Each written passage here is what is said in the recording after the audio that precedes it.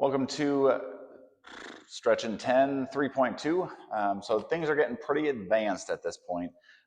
I'm going to have to use several modifications. I won't dilly-dally, we'll just jump right into it, but we're doing 5 stretches, 2 minutes apiece. If they're single side, it's going to be 60 seconds per side. If it's both sides at the same time, you would hold that position or work in and out of it dynamically for 2 full minutes. So we're going to start with a tabletop T-spine twist. So start hands over shoulders, hips over knees. And the goal of this one is to mobilize your mid-back. So I'm going to be rotating through my mid-back. So reach this not grounded hand through the opposite side, and then open up and reach up towards the ceiling. You should focus on that pressure staying through your mid-back. And I'll switch the direction I'm doing this so you can see it from a different angle here in a second when I move on to that second side. But even when I reach through here, I'm dropping that shoulder towards the floor, and you can even grab the floor with this other hand and almost pull yourself through a little bit to get more of a rotation through that mid-back, then rotate and open up. Switching sides, I'll face you so you can kind of see this direction. Again, the shoulders are over my wrists, and then my not grounded hand, I'm going to reach through the body. You can even grab the floor and pull yourself through a bit, and then rotate around your spine and open up.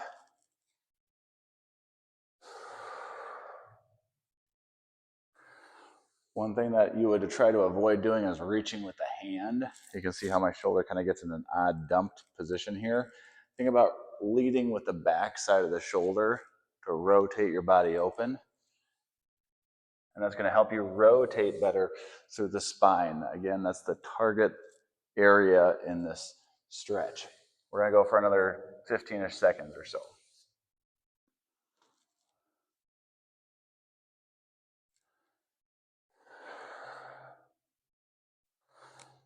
Next, we're going to be moving into a knees down lizard pose.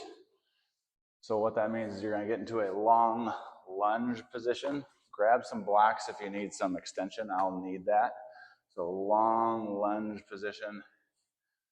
I'm going to keep my knee over my ankle pretty well here, but that back leg just continues to slide backwards. Hands are on the floor, so that way my spine can stay long. But by sliding this back leg behind us, we're getting a lot going through our hip flexors on this back leg here. So proud chest. I kind of squeeze my butt a little bit to emphasize that stretch through the spine. And then you can use blocks if you need to sit even taller. And that even helps you get on top of your hips a little bit more, so you almost have leverage to pull that hip through. About 5 seconds, and then you're just going to switch sides here. Go ahead and switch sides so you can see it from the front. Gotta switch sides. Come on, Matt. I'm sliding that back leg way behind me, but what you can see from the front here is this back knee is not flared to the outside. It's going to be sliding straight behind me.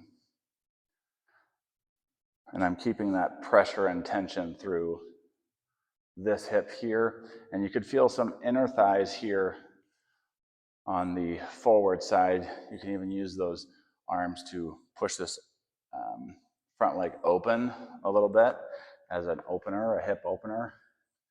And if you're able to, you can come down to elbows while using blocks, or elbows all the way down to the floor if that's an option for you.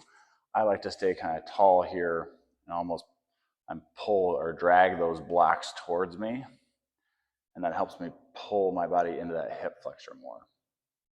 Moving on to down dog. This is going to be ugly. This is me. This is real. I was told, Matt, you're relatable.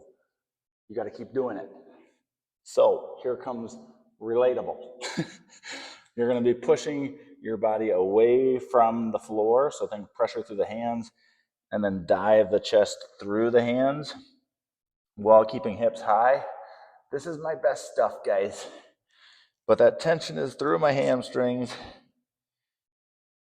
And you have the option to kind of work your way in and out of those hamstrings. Softer knees is fine, but we're going to try and work our way towards those hamstrings more. So this is another way that you can work in and out of those hamstrings. I don't have that ability to go completely straight-legged and look like a real yogi. That's okay. The idea is we're just generally getting better. We want to move pretty well, and I can move pretty well, but gosh, my hamstrings compared to everything else. And being that this is a bilateral exercise, you're here for a full 2 minutes. So we got another 35 seconds left. Hips up towards the ceiling. You're going to feel calves, some behind the knees, up into the hamstrings, and you can rock in and out of that guy.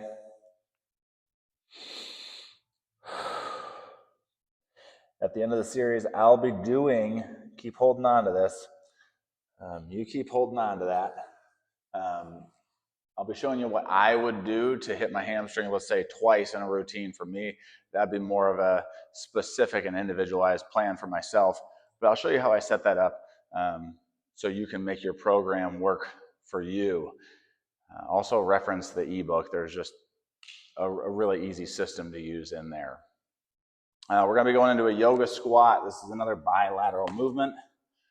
I'd encourage you to set up maybe just outside shoulder width and come down into a deep squat. So this is that yoga squat. You can grab toes, or you can put your elbows in the inner thighs and jam them out wide. So jamming the knees out wide is one way that you can really focus on inner thighs here. And I'm going to be keeping back flat, so long spine that whole time. I kind of create some leverage using my elbows, as you can see. From the side, this is kind of what this looks like. Elbows are in here. I'm making sure that my spine is flat while I stay put. So hips, some adductors, and ankles. So you can see that my ankles bend pretty good. If your ankles don't let you bend much more than this, this is an awesome opportunity to spend time rocking in and out of those ankles to create more bendability through the ankle joint there. So that's just your ankle mobility, your ability to dorsiflex is what it's called. If you have the inability to bend that ankle well, if you do any kind of a squat, it's always going to keep your shin pulled back, which makes for kind of an uglier looking squat that puts more pressure into your back. So feet grounded. And if you need something like an assist, you could get next to like a squat rack or a table or something just to hold on to sit in this stretch. We're going to move into the double pigeon with blocks. It's about to get real again. My double pigeon is Uggs. All right. So a double pigeon would be like, hey, I'm going to sit both my shins on top of each other. That's not an option for me because I'm not there yet. So what you can do is this down, whatever leg is down, you can throw a block on top of that side, or I have that backwards, in front of that shin, and then on the grounded foot is where you're putting that second block. So that allows me a little bit more support here to get flat through my back and then lean my way forward into that stretch.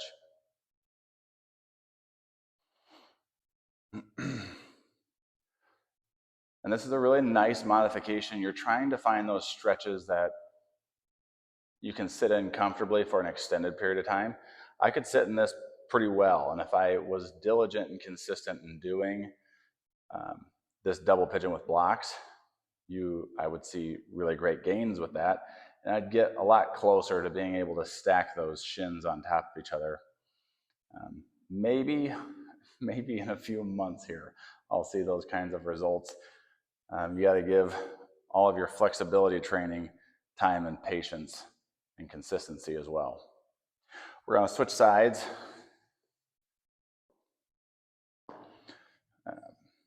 There we go.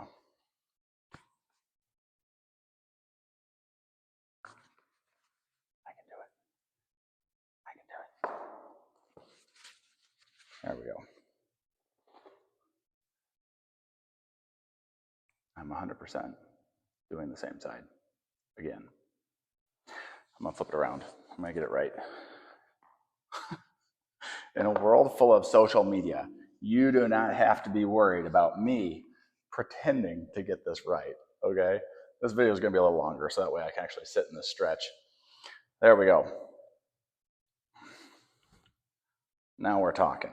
So I don't feel tons of pressure. I have the inability to do this super well, but the modification with the blocks does allow for me to actually feel this in my side butt muscles, those glutes, in this modified double pigeon.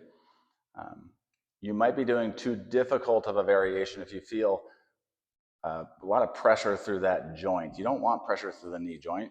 You want to feel stretches through muscles. So staying put here. I've got this rule for this whole series. It's one and done. I'm going to click record. I'm going to do the thing. And this is what you get.